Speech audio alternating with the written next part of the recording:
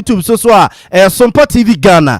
TV Ghana odo adwenche no nsusu no bia hono mo a yeguso a ye bekase no mama nwumre no ye bekenkai ede amamom abusua for me din sesai wa mantazin na ya bo amali bia boga yenye brena finsam no moburu do ntwe yenkwai na yenkotutu na srane abasa emfa emamo ye de mo hyase de free man pani na na do ochema piesie be ma boada ne na ya proba wode abasantema sei sane munim deda no enra ena man pani na na do dan kwaku for the sharp proba se ewo eya santema se a nefuo makoma nan mu a ena oba bedi na sante ya he nwuma aban di sika hyemu ene mpuntudwuma aban ye ewa santema se no man pani na na do dan kwaku for do ba no dani ko twewisi a na meneti asantema aba behwe se soma ase yenye no no mo ye no adwuma no ade sha manfo nsa no wo mo ye ne sane osipe no na eno nti man pani na na do dan kwaku for do se no mo kase wakom yamia hudo pi no wa santema se na eno ne yenua no mo Tech FM kodi nkomo ma yenua Captain Koda eno ne man pani na na do dan kwaku for do boot my kakra eno obusa man pani se asante wa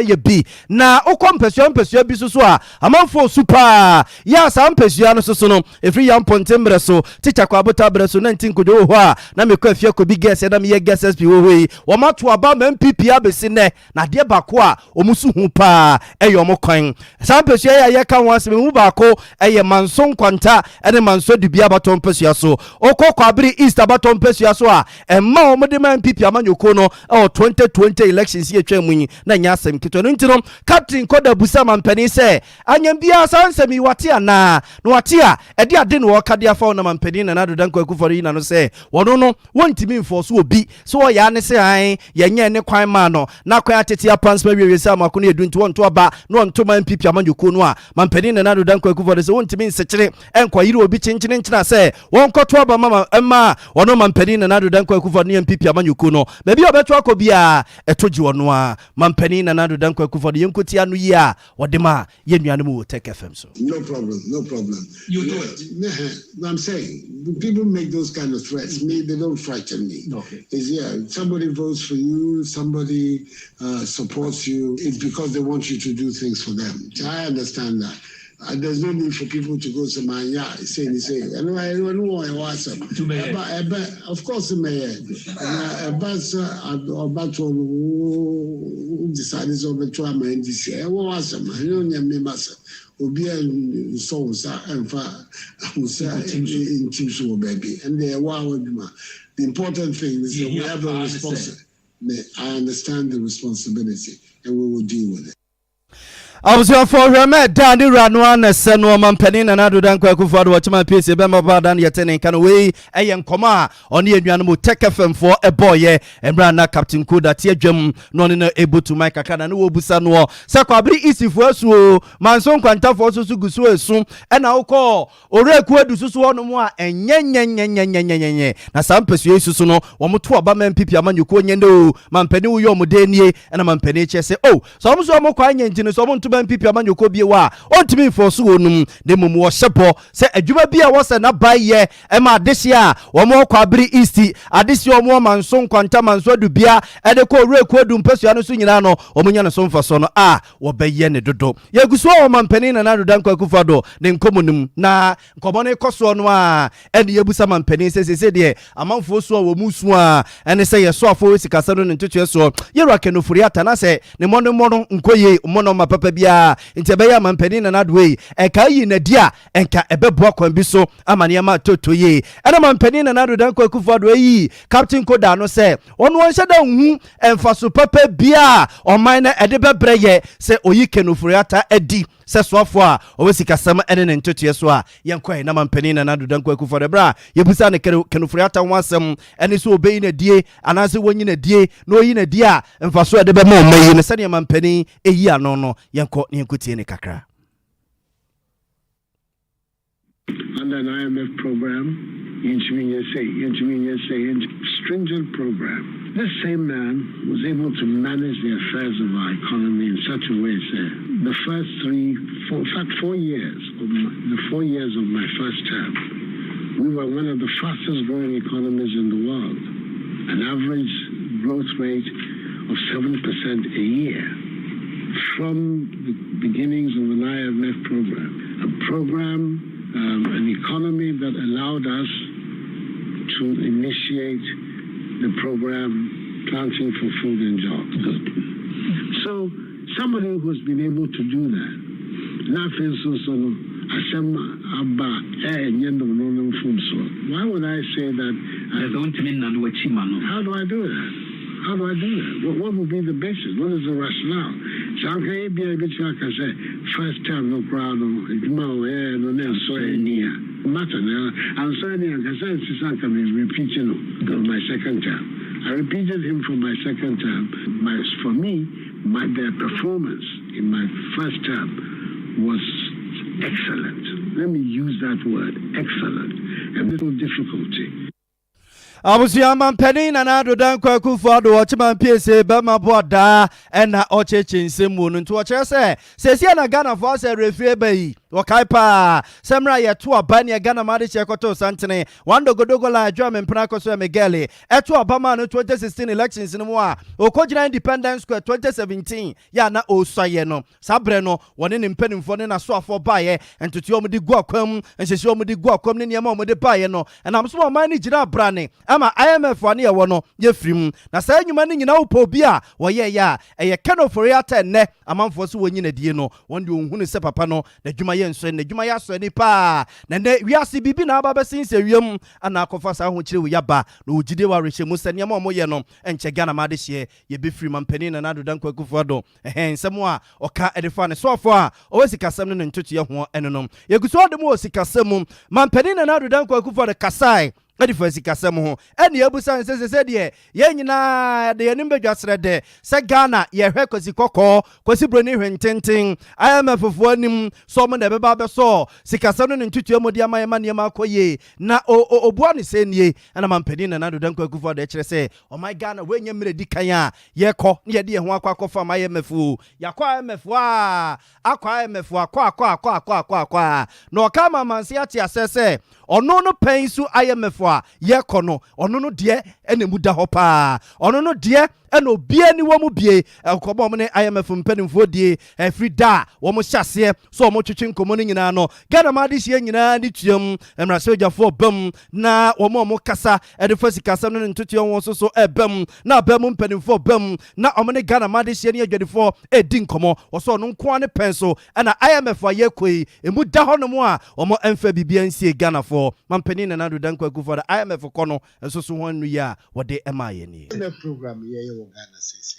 is the most transparent process any government has done with an IMF program. The most transparent. First of all, the public engagement. Secondly, stakeholders. Widespread consultation with Parliament, civil society, all the stakeholders of the formal stakeholders of the Ghanaian population. And on top of it is also the public discussion. At the end of the day, democracy is about public opinion. You want to make sure the government is acting in response to public opinion. Not that because you've elected somebody, he can go on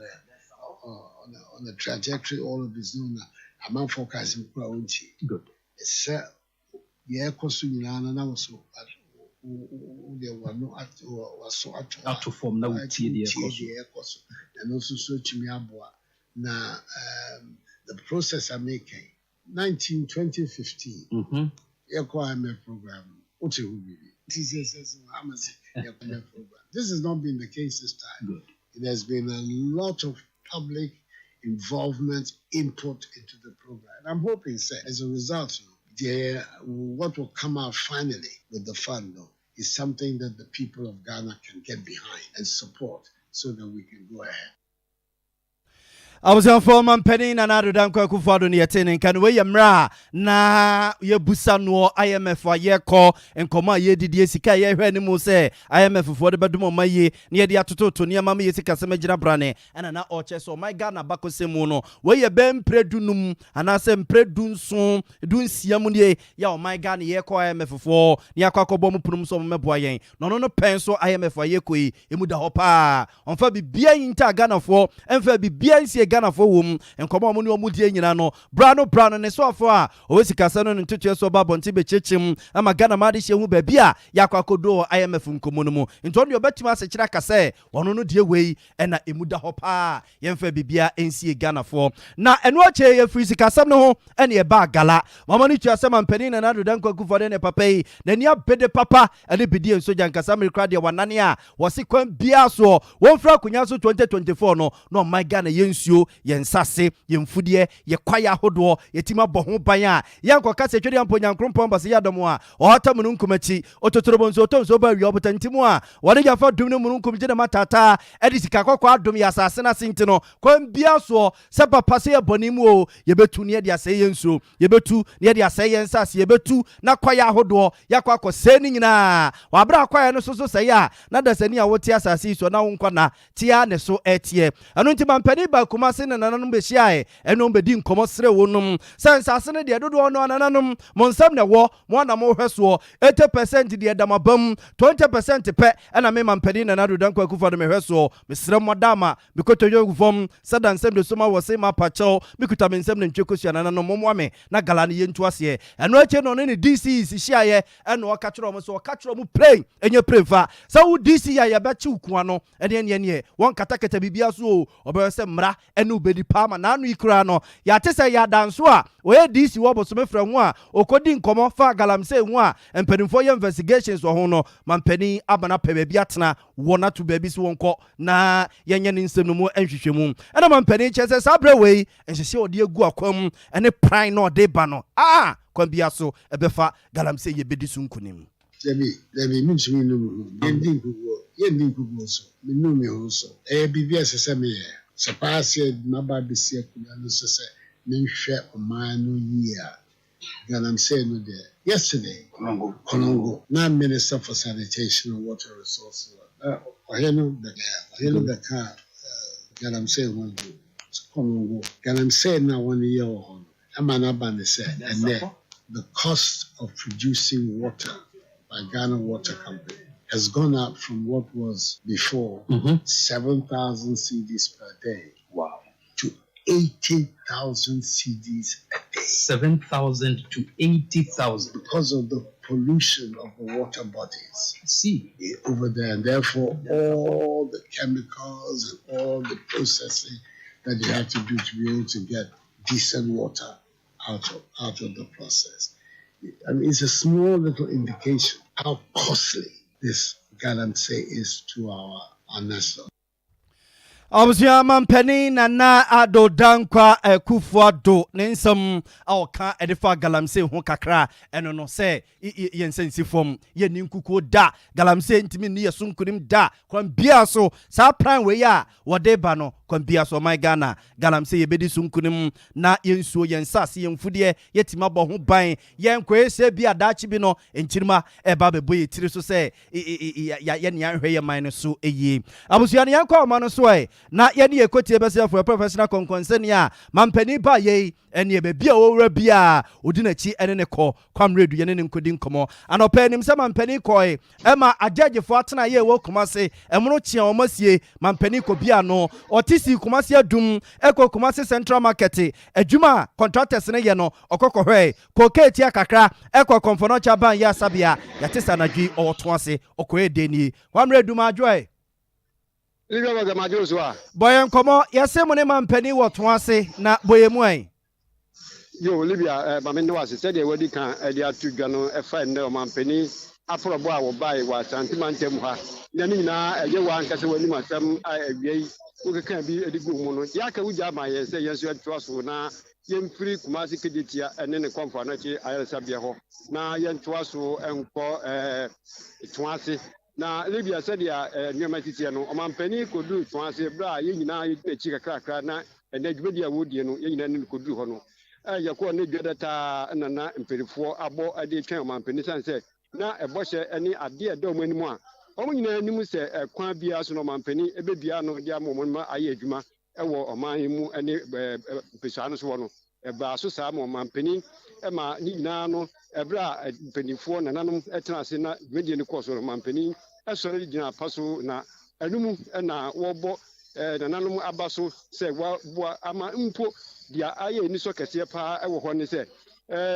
chief justice a ɔwɔ ɔman mu yɛkyerɛ atemmuafo panni pa ɔwɔ ɔman mu nyinaa no ɛyɛ toa so hɔ mpɛsua no so ne wɔfire na dwumadie yɛ nnɛ akɔsuo yi abɛhyɛ ne din no nyam sɛ ɔmampanin bɔ n'aba so ɛne wɔkyerɛ mu sɛ nananom aboa wasan so ama nsase a dwumadie yi no yɛabɛyɛ no hɔ de ahyɛ saa ɔpanin ɛne onyam na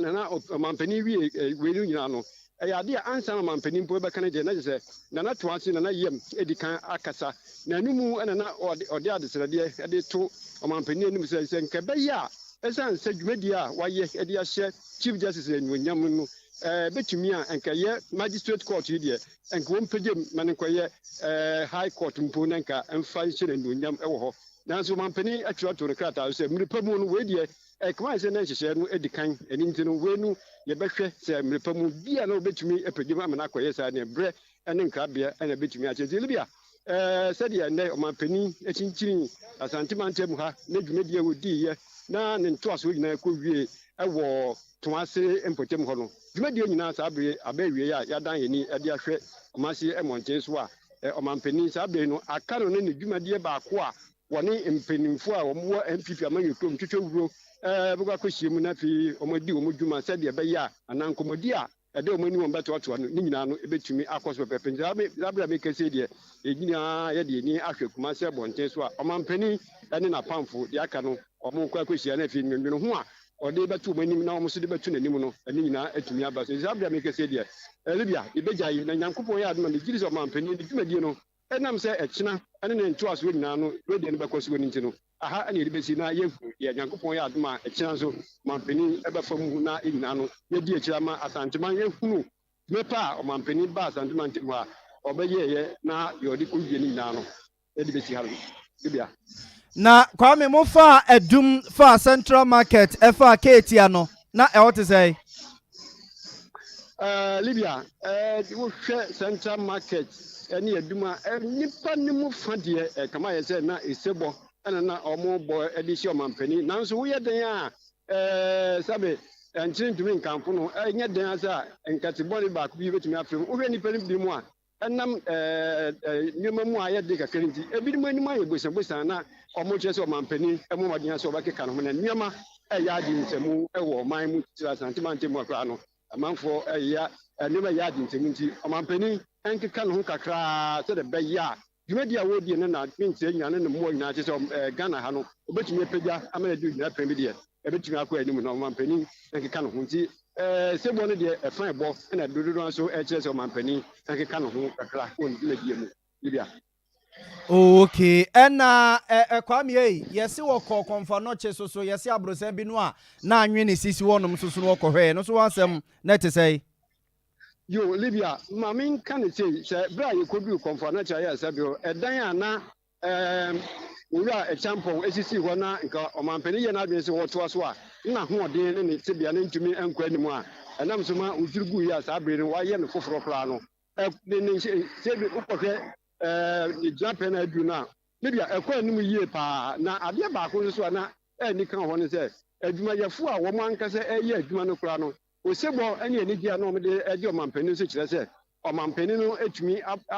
berɛ a ɔka nneɛma wei no gu fam no wabɔ mmɔden ama ahokeka mu no wei deɛ ɛkɔ anim paa nti nneɛma no ɛkɔ anim a te sɛ ɔmampanin amanfoɔ ɛbɔ gye no so titiri adwumayɛfoɔ no deɛ na ɛsebɔ paa na wɔde ɛbɔ no wɔ hɔ sɛ ɔmampanin wei a ɔka gu ya no na ebi nkɔ bɛyɛ ɔmo adwene sɛ ɛnyɛ adeɛ a ɔbɛtumi ɛpɛgyam nanso ɛnam wɔn nsa so ɛmɛ deɛ ɛkɔduro deɛ libia ɛkɔ anim yie ɛyɛ kama papaapa na deɛ etwa toɔ nso so ɛwɔ kɔmfa no kyerɛ yɛ asabi ɛwɔ sɛ ɛnyinam ahoɔden ka ne power ɛno nso so okɔ bia no nso so no ɛno ɛma amanfoɔ so ani gye sɛ asantemantam mu ɛna Ghana ha nkanea ho ɛne ɛnyinam ahoɔden ɛho nsɛm a amanfoɔ esi ho no afei deɛ ɛkɔ anim ma nneɛma bi aso ɛbɛyɛ kama nti osebɔ deɛ na kakra ɛbɔ no wɔ hɔ nom a ayɛ nika kwame yɛda ase sɛ kyena ɔbɛtoa so nti dwahome na ɛkɔkɔpɛ baabi na gya kɔda kakra kyena na yɛasa ate asi yɛda ase wae abusuafoɔ wei professional kɔnkɔnsɛne kwamredu ne yɛkɔɔ ne nkyɛn a ɔno ne di mampani pɛm baabi a wɔfa biaa kwamredu di akyire ɛna ɛnɛ ɛna ɛtɔ so mmienu ɔhyɛaseɛ nnura bo apro ni bia neso so no mampani de to aso na kwamredu edi na chi a wa ma yehu mia hodo a mampani na nado dan kwakufa de na ni kireye ene nnwuma hodo a okoko eyeye eho abusia safe no abeka ho a ye ka mo se Sompa 93.1 FM Sompa 93.1 FM enwumre no nsi akase ana nsam da bia wo bia no yeguso ede ma mo style bia no wadwenche no nsusu obetimi de aba bedom yen wabra wo kan ho o ye social media platforms awodo no nyina so oko Facebook wa Sompa 93.1 FM Sompa 93.1 FM Facebook and oko YouTube wa Sompa TV Ghana Sompa TV Ghana odo adwenche no nsusu no bia hono mo a yeguso a yebe kase no mamo no yebe kenkan ede amamom ye ka mo se ye kase free Sompa 93.1 FM so no ebebu mfumpa na twa pesa dada no ho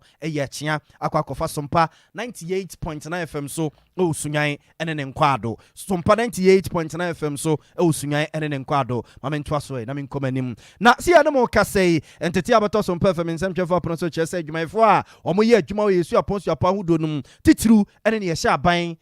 ase no omo nyina ede omo nkuku no omo nkaka gufu ma si ana mo kase omo ekyese omo eti atua na se atua we nanka emfifi mu a ya ye ekyese na no fia da atwa mu ene ne nka wo so omo do omo nkuku no omo nkaka gufom na meeting bia na wo so omo National Labour Commission mpanimfo kokko yenti ene mo omo twentwen omo na ase kakra ene ade achi juwa dai ene omo do omo nkuku no omo nkaka nyina gufom a omo etiti fie na ye ka ne say no University Teachers Association of Ghana echoniti aka ne say UTAG womo eka ho bi Senior Staff Association of Ghana womo so womo dimbi and Tertiary Workers Union your friend say tew womo so womo eka ho bi na opening power ya chairman edema Senior Staff Association of Ghana womo ko ne fa ewo Suapon University of Ghana mu and some performance nsem twefo di nkomo mo kire say ya ban no tintin tirintisem ene fie a wa na adwen say won fi wo mu my woman tie wo nsem a wo mo eka nti ana mo matusa na mo we ya ekoti sa ban ebeti wo masem no mala wanse se atete akam ene ne ekoti bro ne ka ne say wo mo condition of service wo mo he say aban be ni ye di ama wo mu no ekoti sa aban be ye di ama wo mu de say e kase wo mtifie kwasi bro ne ka ne say indefinite strike eno mo de ahyehyehye so opani Isaac Donko nkomo kakra ni aban odemisa ka yan conditions of service ya yina sign mbrani chere so pero odemisa academic service na conditions of service na ona mama two parties no yet no yan conditions of service no allowance to be room or your car maintenance na off campus aban no sika otuama yan wa to starting from September ndi asma ye kind there scanner wey you fit no on sign restore yes am like strike no all public university staff ndi we are more than I can't even state the number ya do so pa idea we chairman yedda but since aban na to scanner do yes scanner what to do no one fuck in papa do and two scanning fido this kind of imagine element so without informing me so they should restore and kwada na say you dem so member you are member why at way our public university are you aware no you are not aware university staff I Ghana and we are more than 20 to 30,000 and obiano more than half obia won bo universities in the same parent now most of our university no we need to come and wash na after no where go school into aban na so no first of your parent no we are parent na nya hwade no what asho one ba into mo for one day yes or you true there one let you one but yes you want to into aban training one share and we are yes you have mo for no Observe way aye National Chairman of the Senior Staff Association of Ghana mo yesu apon su apan udunum we kra de konifa University of Ghana Legon na oye National Chairman dan wan oye Chairman dan Isaac Donko ene yete ne nka na wachechinsem kakra de ache sentia omo de omunkuku no omunkaka agufom yento aso ne mfam nkosi kasem mu kakra na yani opani Prince Obri abo akodi nkomo papa yi woye chartered economist esaso ye financial expert na kesisika bon a wote woye frukutu mo kase mpurepunu wakase nhyehe no my god baby esika ne gina sesei ene se ne nema bo keka kosoro na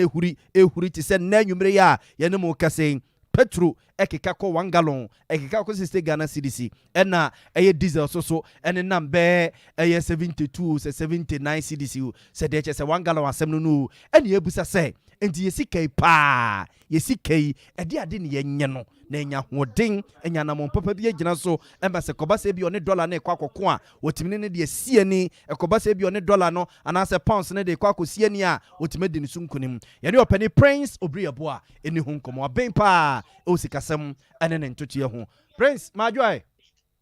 Joso minu abema megiri se mpom ye oba de adaruma bibi ya eboko na mosoe adom any experience ne ahweye ye ho ye yesika no ba bi agina na nya kra o Prince ira edika mecha no matia woni watiefo nyina ese se meti wona mo frame se meme enka Ghana sikasem ho na adane mayem hyehye yo ba bi edru no eniem mu ayedena se de onu ntwufo bi bo onu nwum no wo se Awurade majesty ano na yabre iti eniem mu ayeden mira eniem mu ayeden na yenye ne dai yenye ne demu a makwakoya nimdifo a mabene e wo sikasem ene ne ntote ho ede na wose ya na montuo bai ene wose yetu efa sikan ho ransa na metimi aka bibi specific na yemmom ponkon hwe enkoyechi na yenkohwe na motu a aban na tu sense ye sika na ahoden hye ase se eba fom sika na ahoden hye ase ba fom in the month of March ana depreciate ya aba bedum pempenso a ye we na mobeka ya ifise sika na ahoden hye ase ba fom no aban na use several economic and monetary policy tools senka wode be fight the depreciation of the cedi no any inflation of the currency no by all the application of the economic and therefore ensusuemu economics for beka enimdiemu no abana apply ni nyina anya adwuma na nsem ho bi minimu di nkomo ka kire mu but for the purpose of this interview ma me repeat it so person fight inflation enema ye the fight inflation the monetary tools and the monetary tools no bi ni say ube increase the policy rate no rate ya aban no ede person o mabosen a ode eden ode ma aban na increase policy rate we increase the reserve ratios eno so na ma bank ahoden se o mu ba mabosen anas o mu ntimi mabosen ni nyina aban ne de akosoro se de be ya bank ahoden a otimi de mabosen ebekọ fom na sika circulate na se edi ahusie wo omanum no ebekọ fom se de be inflation beba ebeba fom aban na apply all these economic tools no nanso ye currency na hoden ba na eba fom so we dey share the depreciation of the cedi na nka ye nim se ukwa akopɛ dollar no ana wunya dodo na awa abonten that is supply of the dollar na na aban na pump several dollars in the month of March or pump over 2 billion in the month of May or pump over 2 billion in the month of August aban ni pump over 2 billion and kwa muni mi di hu nkomo ma meka se so hwa na mo aban ni tu a enam se sa time no di 2 billion berum na koko syndicated loan so ye dan ba abontintin no enkodi se ye bedi bronya de na cedi no ye dan agina na namoso unfortunately all the prediction wo mo economics wo hu nimde de ye nyina no still anye enam no ka say cedi to dollar and twemu 12 Ghana cedis enti in fact me no nkoma me de me recommendation me de be man weird prof kasem idea it does not follow the rare economic logic because ya follow all the economic logic na kwa akosi anye ye dia esase ye bibi differently de di kai meka say aban no should go back in the 70s ya a champion penso oye bibiem no ye ntua eka ye de ne bie no even though be beka say o kema me ka bia mambo mu obeda na aban na go adopt sa approach no me de infato am de be man say o man bi de say o man Nigeria the month of September 1st September ana Emirates airline a remission gina ko kese wo wiase ebe kan say o mu jai o mu dwumadi o mu de yakọ o man Nigeria mu o mu hawo nyina ne say o mu sika over 85 million US dollars o ma to ticket no esesa aban no repatriate and so send this sika ne de den e de koma wo mu Nigeria aban tena ase ahu se no se wo hwe ekwa nara no ahoɔden afa so yɛ den ɛba fam as compared to the US dollars now, or send this and sika de koma woman. Ebama ɔman no sikasɛm no asa atoto ayɛ den ayɛ pansam enti omu decide so omu send sika ne nyɛ den ɛma omu. For the time being, they should keep the money in their country. I think that omu yɛ no aman naira stabilize it. Ghana should look at it. How can Ghana look at it? We have several foreign countries here who are omu sika no omu kwa dwaman so a ade akyin ya de omu nya ya bia no ma asend sika ne de ko omu eman mu. Aban should engage them, make them understand that Oman Ghana is the only country that we have. And omu continuous action have a negative impact on economy of Ghana. And therefore, onfa moratorium being a den and to ho ansana omatimi aye den asend sika de free Oman Ghana mu de den e de akwa ama no ne. Eno one suggestion I'm the meaning say it has several implications, but in abnormal times you need to make an abnormal decisions, and these are some of it. Now, Prince, Nigeria 4 day, and I'm so maybe say, sorry, Nigeria, or more population of over 200 million, and yet, so moka sombe tu sana mo we ya, over this population, and this huge marketer, every business entity bia, and so belusu sa market no, deya, eja, obetia siama, ebia na montono mutuno, wanu mo ediga, Ghana say. Be 31 you say e dia go catch Emirates airline for say bia mo musika ye ntwema mo ne ye nyese a 31 mo foi e ma ha biu na say mo be ko 200 for no wa say bia in the long run yeso so ne be suffer o ye ni weight ye ni population ye ni sa ahoden te say Nigeria ne sa mama ya wo ka ho asem ya na bira wasam na wo kan di mu pa ba ma menka say economics mu ye wo bibia ye friend always a comparative advantage. Ewo or ewumu. Now, Mamenka said, "Oh my Ghana, we might not have the large number of the population, but we are seeing there are few things here. Yes, so we have done it better than any other country was as usual. And Fatu Muhammad Bemau, Uba we are seeing oh my Ghana, ye Ivory Coast, yena ye ka cocoa pa ye producing the kese. In as much as we might not have the population in terms of the numbers. We also have our comparative strength. Other countries cannot. Omuntimi enyem film abra omudwumadia omudie no. Ebeden ebesi. It all depends. Several countries etimi ateki sa na mona abra omunye the powerhouse. By the end of the day, enya ade a wo ye there to us. Like I said, in a crisis moment, you need to make a drastic measures, drastic decision. Said the our economy no better ebe sustain. Mamin kanka ho say problem na da honom no sa ban no antu ho na mo amagana fo nyina anso na sene me anso ade na no animanimu ya na ebedi o man ni na enya ache ena wie ya na me kai article bi from yewura bi ye friend John Chama won na JP Morgan ye ka JP Morgan ugugba one of the biggest company wo ewiase nyina. The prediction is that by next half of next year, April, May, June, no, the US is likely to go into economic recession. According to him, even UK are go into economic recession, and US the other trigger to all the other countries.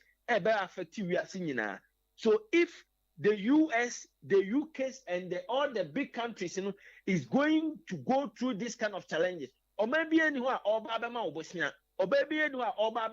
because no crisis.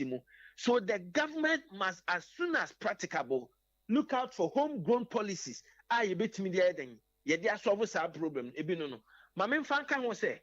during COVID, Ghana was not important much, but Ghana didn't burn. Time of COVID by or maybe two nipunumu no. For well over 3 months, Ghana for and say Ghana for and say the government should look at it. During COVID, a year unique. My suggestion to the government is that to do be no money technocrat feasibility studies. Next year, bet me shut some of the doors within the temporal basis. Said the buyer and Manu the Sumas and near man who here be brave. There be a sisters kako drama $5 and a deco import to banon. You bet me suspend it and as you bet me hold on for the time being. The government must look at it and implement it. Fortunately for the government, I feel a topa into a local produce, a food, a duane, a bar, me sure say a combat then a fee. The government should use the opportunity to cut down the importation of the food and other staples from other countries so that we can have a temporary stability of our currency. These are some of the things, weird measures, but we are not in the normal time, so we might have to think outside the box. Hear how the economy will react to some of these measures. Prince mo nyaminsira opa nwumre bibia ni so ebesa ba wonche da se no adaje wanyama ye why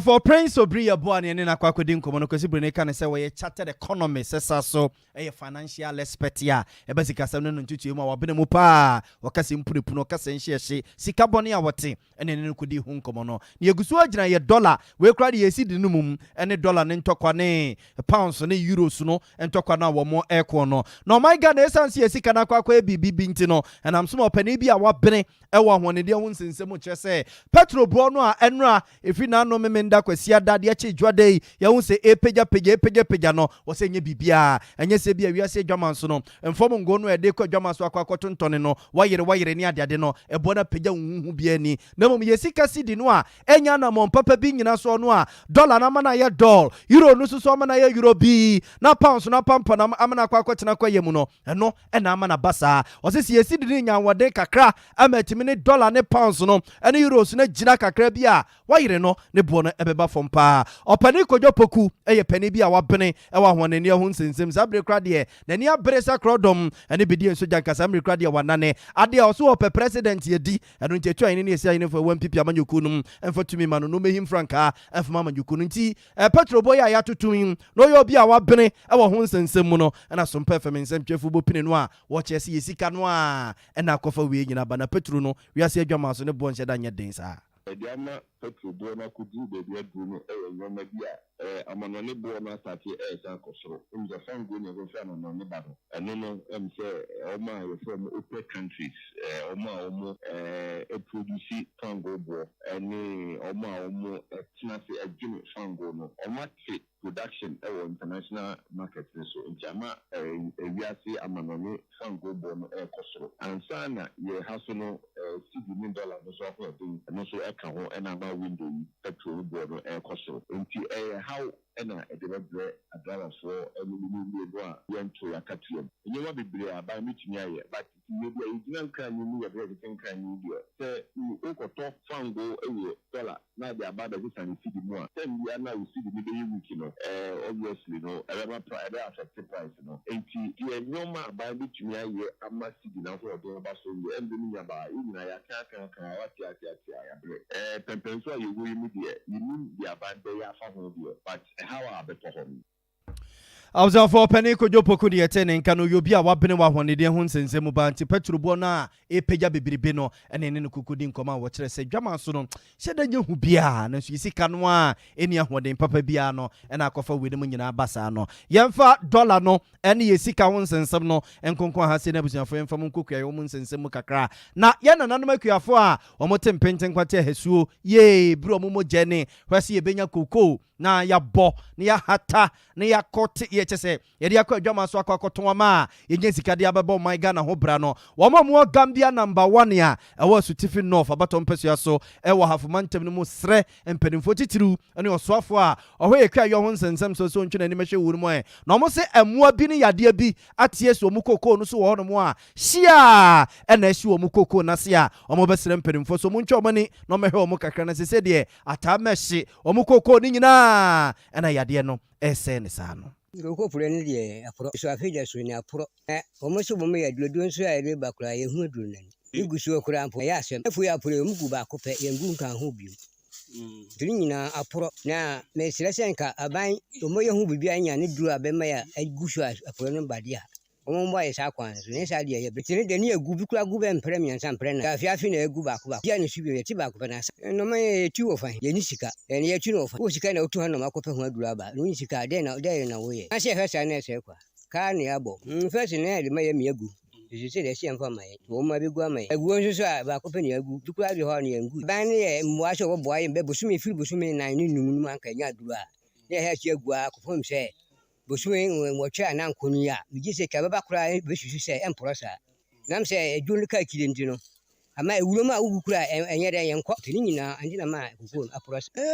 medeɛ nyinaa kokoo nyinaa porɔ ɛsɛi mema school fees kora kwan bɛn so na menya sika atua aba no amfa aduro no ama yɛ ntam o wamfa ama ntam ka bosome num na ɔde ba deɛ a ka bɛyɛ sɛ kokoo maafuo ɛka bɛyɛ nwɔtwe ne nyinaa kokoo ne nyinaa porɔ sɛ misu meba kɔ na sentire ne bi kɔ hwan ne nyinaa menya sika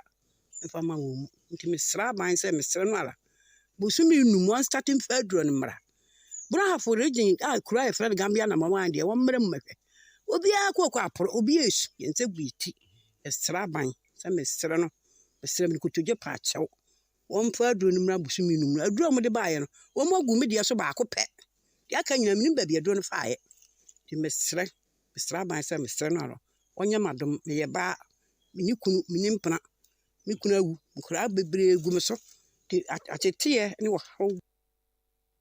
Abusua, where the remedy ni ranu ane senu na nanu kwa form wo Gambia number 1 ya e wo Sutifid North abaton pesia so e wo bunu ene na hafo mpotem ho e na omo ka omo akosem mo no wo mo eche se wo mo koko ni nyina na mo ane yade bia tiesi so a pra na pro koko yi so ene ye hwani mo se ye benya no dodo ne de kwa adwama so akotone akwakope dollars dia babegu economy no mu ama yesi kase magina ye e na de ne susu gu Gambia number 1 ne yemfu ne ahodo mu a e prosa ne ntomo sre se mpanimfo ntwo mani en na omo emehwe wo no mu kakra ye to so na ye de matufa se befo bia no ye ne Daniel Free Gambia number 1 ne aba Western North ene ne mpotamu na mpanimfo we kwan so jojo ho asem National Road Safety Authority mpanimfo a omo Western North ne mpotamu ene o matenase afakasio calculator asesen January besi September yi afimu nipadodo a ewuo accident mu yese nya asem ketwa nipa be 68 ena wokọ Western North wono mu a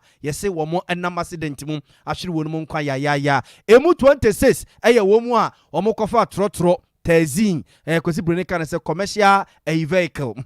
omo kofa bie ekonya accident wo mu wuye emu nsia eso so ye wo mo twi myself yi private car for no wo mo so no emu nsia no mu kunkum wo num ena mu tetese so eye fidie titafo moto sakre ya bai ne pragia ene na bobo ya ne ade no eno so eka ho bia enam so ma nipa pinu a ehwere wo num kwa opani Victor ye pani kwanchefo a wada National Road Safety Commissioner no wo Western of ne Potamu, one some performance some chefo ne din koma wo chese ni pim so eni prepare o bimu gwa ya sabia doctor for hwe wunum wo so a yeyi wo mo still ya wo mo na hwe wie ma fi wo mo sin e hwe se doctor for be yo mo operation so no wo mo e bompaye e se twede amponyankrompon se wo no ene se yade ma doctor for gye hu sikadie won so mo yade na o mo nsan so re bio. So yaka afimu ni nyina eye January to September Western North nkwa no commercial omo fa mu ehwe omo nkwa ewo nkwenhye mu no eye 26 private cars no eye nipa ensia na motorbike ni bio wo minia motorbike ni bio eno nkwa eye 36 just motorbike no edo so chain commercial for no bio ewa ha edo so chain private cars no ewa ha ntide bia no ye ba fidie so na ye ka pragia ne abobo ya ene bicycle ho nsem a enye se bia ye chiri obi adwuma wo na so dia nkwenhyesi a etime banti na ya yebo hu dewuro se anka crash helmet ene ye behye empo abapapa ede etwi bike nya de eho ehia ye pa esanse wuti a esisu yi se be nkwenhyesi na wote moto so a utofem na wuti bo ho a anya epra emu odin a anhwa na ede owu ena aba enti na de bia no ye boso se moto eye pragia ene abobo yayi ema ye ntena treche bebre ema ye mfa nipa ebro so na ye twi so a wo rider no embra no kra ehyew eye LI 2180 the show say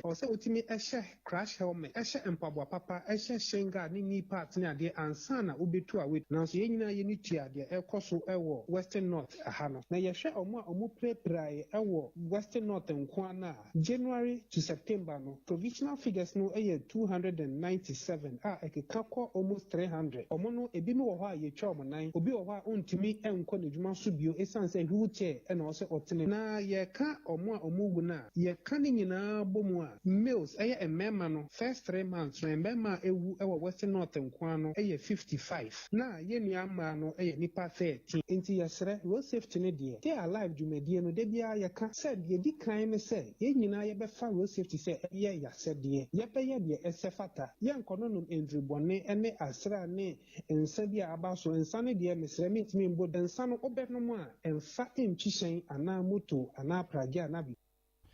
Abusuan to opening power ko Western North ne nkwado a wɔyɛ penny a wɔda National Road Safety Authority no yɛwura Victor Kwadwo Bill Senena yɛte ne nkan nti wasese bosome January ebesi September etwa mu nipa dodo a enam accident mu wo mahwere wodum nkwa o matam ne mu ana na wo bobo so de che nipa 68 ena enam accident mu ahwere wo nkwa ya no na busuan fa mo nkwa ngomasu ya wonsensem ene ene yenuanom nkuma no ye mai ne enanom BC exams no mo hyase o my Ghana fa na nyina ene ne wudu mo hyase enam so maso mpa fam nsem twefo de mamonitua se mo dia na mo dia asem ye mu adwuma ye kogonsa ne ye die ena busome so DJ Tofia kwamo ne mpanimfo gufia o ma hwe ho atueche ka ti ye ba asa ne so ene ye ntenwe so o my Ghana ntwodo ne ntuasa so o twebawi ate o twatwe nkrante nkwanta ne miamia wodo ye ne enkwada ne nkodi nkumuni nkubisa se wo ma bo mo ho ye we nya apa sem teacher fo na kire o ma de mamo so no o ma te ase ate ase a wo mu eba be o de ba be kire exams ya na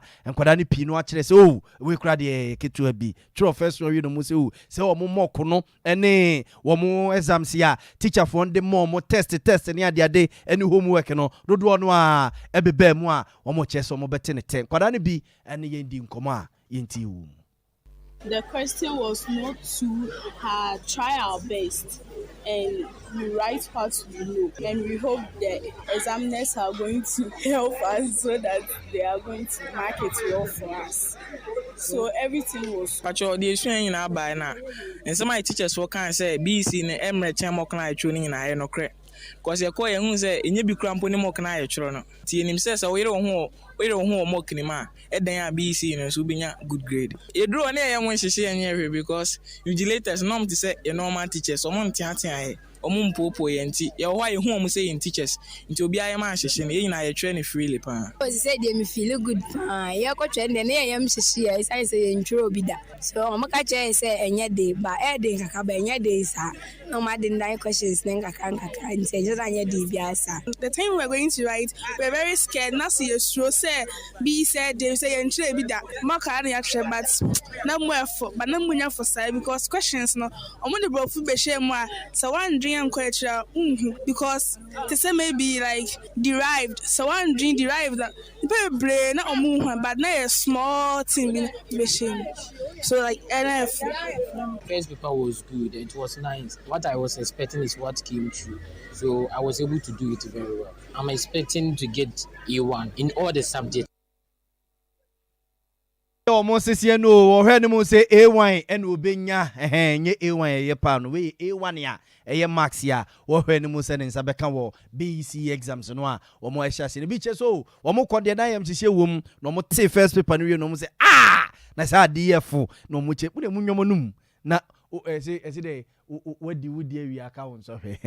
mu wia ene ebe hu ne ebe kwa kosi me wogide ware hye mu se nyankopon no a wo ye kaka afo no beka kai mu a ne ma mbosua no na mukotena exam so a omo makukudu ma mo de atenete na yenkom finfin mantamu yenkobisa se ene eye my first day at BC exams ekuseni Erika nan majoy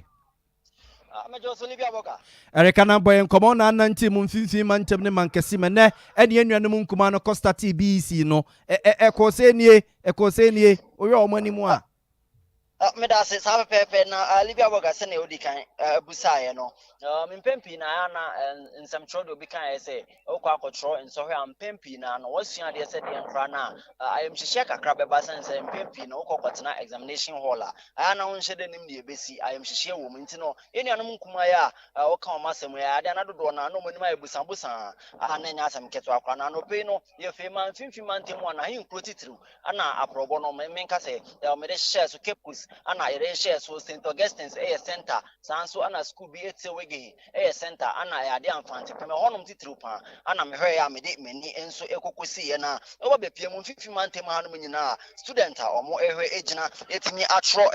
BEC ni bi no 55,687 omo ana ejina enso etimi ahwe na ahwe mema omo mu a eno 31,610 ana emu emma no 31,577 and ma na bro mema no so kakra bi na oba bepie mu infante pema ena no pa metimi ehwe ekoko pie mu honom na ya de a centers no oma chem mienu ne sa so nti no first center na na center a okọ no ma se no musi frɛ no no ya de a schools e honom ya mako mduba ko 11 sanso ana center B no nso no schools mako insia ana wo honom na ohwe ni nyina mfifi mantem hanom infante pema honom student a enne omutimi tena etroye no 685 ana nkra no enso etimi tena etroye na obebepie mu wale bia boga na nyasem keto akra ya de a bambon nsem no na kama pa ohwe police fo no mo inspector no mo ho no ma baako oba baako be ma na se bibia kama na nyasem keto na mpinfo no mo so hwe enso etimi agina na vigilators no mako miensa sanso na assistant vigilators na mako 25 aduanunum sanso na assistant vigilators omo ye mpinfo a aban etimi apa omo so mo mra mebo mu ne akoma no na omo so ye mako miensa nti fifi mantem anum de so far so very good ade ene no omo timi hwe etro ICT sanso na social studies no miense ya no mo hwe etimi edi wie nti ye nyambo chena so se na ebesi akona be pie mu anum abibia ye kama so far so very good ye nsha nanti wetim waka me bia enkra no bia comply ye nsha dan enhui ye anti esa akure bia akwa kodua point ne sa na beto aso de alibia boga lesi bia betimi kama ne mo anhye ayemhye ne de kakra wo ho no mesa se sa na tie mo tertiary kra no professors kra ya na to mo nti ye ba be pie mu ye on fifi month ma hin kra sa pepe na ko alibia boga se metwa ne mfonya Eric nkwada 1,000 a woka wasoro mu nyina na etimi betworo ya absenteeism bia enyini ti wo so far you busa any de yanhye de nya bibisa na esenkra na oba bepie mu mfante pem school wonum de so far so very good obia timi hwe eba bepie mu ho no ma obia ba be tena ase etro yanhye da ante ete obia enso etimi absent no ebia subsequent days ne ko esenkra no mpempi na obia no subject na ni chen obi ho no ma ma susuru obi ho nso a English na ni chen ho nti no ye hwe subsequent days no senkra no bibi ebe tuma na so be absent na mo ne de mfante pem wonum a me hye da hwe kokogina na nkasa de obia entimi sent no ho 685 students no bia timi hwe present eba be tron so hwe ICT sans and social studies in Libya woga na nyinsen Anyensa baako mienu bi dem mo no menka se yekoye no man sheda ma the actual figures and some kran mpempi no munye hu camera na ayem hihye kakre bi police for no mo no kran akoy bibibi nti no menka se pregnancy rate ne de afi ne ahya ase nti ye compile subsequent days ne ye behwe ne ye de ato yeti for ne ahwefo animo ye behwe mfifi mantem a Cape Coast Metropolis sanso ana other centers no se the city ne ahwe ne compile de ye de asom yeti for ne ahwefo Libya boga Eric yedase why yemfa unsi search na so mbeto aso na pacho se search na omoto aso anyambo chena omoto aso omo hwe na omato aso na bibia nso etimi comment nyambo chena anopapa ye hwe ya ri kobo eni akonma ewo court asanse ye nyina enim se nyambo chena ana na clerk ene na panfo ne behwe ne afrom nti free honom na ya hwe na ya sanse de ni asanse de omo exams ne chili bia boga ohene na wode sofu bi kabo mu kum ga bia no okọ nursing training interview no the case na chena no befre ho nyambo chena no mbefre nti na papa no ya behwe ne yekukuru ya so enkukuru ne nkaka nyina akọ akopie mu Cape Coast District Court 2 na yebo eni akonhoma de bebe bia na ye de sumeti efo wia na ya hwe ne afem na nkra no nso hwe no hwe ne de aka efo ne ahwefo mo nyame nhyirawo Erika na ne yekọ ne nchen wo mfimfi mantem wato ye nkra do weyi eye BC exams ya ye mane enuanom nkoma ne omo hyase ne yekọ ne nchen ya wato ye mu nkra no don for ya dom kina ohene no a woni sofu bi kabo mu kuma ba ya bi ya kope nursing training college akọ na okọ interview na okọ interview no wie no so ni sister penny boyfriend ne sofu no nti mo mfre no na waba area ho de eja wo mechele ne kakra se na okoku no ne sofu yi kabo mu a kum gay ya chira no free case no abusiafo ye hye mo bo se ne ebesie bia no ye mfa nka me mom yankenka mo messages ne kakra emfa emamwe symbol usu or say good evening Sompa FM and Sompa Kasie was in a din at the symbol usu no here live and colored ewo hifani you symbol usu so the no Hail Salasi patriotic voices go so was in Cham Koma Honorable Alan Kwajo Chematin na oma mampeni na nado dan kwakufu do ene na bai wo mo ma baso pa e wana muntu papa wo mo etu titiru ene na pro board ya ba santema sei na nakua mo aboaten ablekuma central aka Dr. Mahmoud Baumia is coming or say so osinya mianim ne nyina ye hwene yemwa na galamse kono a aban no etu so sa no ye nyina no nsom ene nipa yensum na yentimi entuase na nakua mo aboaten ablekuma central no de we efri eba ye Michael Akudwe dey KK Kaswa KK Kaswa Kenke town na Kenke house hawa beba eki hawa beba ose president Nana Dankwa Akufo-Addo kwambia so Ghana made shi enya abotre wate ni nya gidie e wo mampani Nana Dankwa Akufo-Addo na kwambia so obesese oman no apegye oman no amesi kasema sa agina bra ne bio DJ Opai Dimo Kumase Swame ena obutu ose na nsen eya na wontante se NDC amanyokuo no kasa defa omo kasa de you ade omu refi omu ho ana wose ne nchia nkomo no ablo se chiemen sabon se mra sebegani a o mra sebege fi ma de hye omu wo so amia bato mpesua so ena ochiachia noi ena Dr. Alhaji Mahmoud Bawumia Helen Boache Prempe wose na long life you amen nkwatenti ahode wo mu de meje amen I receive it what teacher Kujo Tepa enyinasi so wose NDC sacked and chased the contractor for Bankra out of Ghana. I was Mahama Air Bagden Sofala interchange for more than 8 years. Nanso mampeni na Nana Dankwa Akufo-Addo ba ye kohwenwuma ekoso ewo eye Bankra ene Sofala interchange so sese kura do mu wiane sa na nyina ye mampeni no wo na baso no wala nyo akwatia ose galamse die eno ane ye hawo galamse ene atete galamse ena ekuyen se de yensuo yensasi yemfudie ene ade yese no a wose ye nyina ye nkamom ne mo mampani ye mpia no na galamse ne ye niso enkunim Crispo fufuo wose omamampani na Nana Dankwa Akufo-Addo akwaba eba sante na nan a obedi no asante no amoma no fufuo ni yo fufuo de president ye se no a ono de nye problem be bono nkwan pa mo no ano be di nkwan pia Kumase Steven Kwaku-Abwaje from Atwuma Amoaman Angwabiaja Amoaman no butuo eno de we ebaye osre Ghana for say yon protect my Ghana ye generation no ne yensom na yempi oman no emane ngonanim omono mawie Steven Kwaku-Abwaje awza for my fancy na mawuso omonawura ha ena kofori fuso no enam kwamu ebanemum sompa chede na na busuafo ne maye no eburu yadwene ene enti ase so efedodo yese osire wa anya ma onua no anya ama me ho kofori sa no ka no ena bible na we hen ase ho John anase Matthew na Peter de wantro no ho you ejabusiafo we aye sompa chede ene yesramu se afia so abia yenkan nyanka no yenkan usia yenkan kunafo no yeni di ne yemu bidni si yesika na obetimi di aba bedom yene a se yemu se yanwa se yenkwada ntade yenkwada mpaboa ntomanom ene bibibia obetimi di aba beka ye ho ama bronyan ene afi kwa na wiye yama ngusia kunafo ne nyanka sere a fa bedom yen na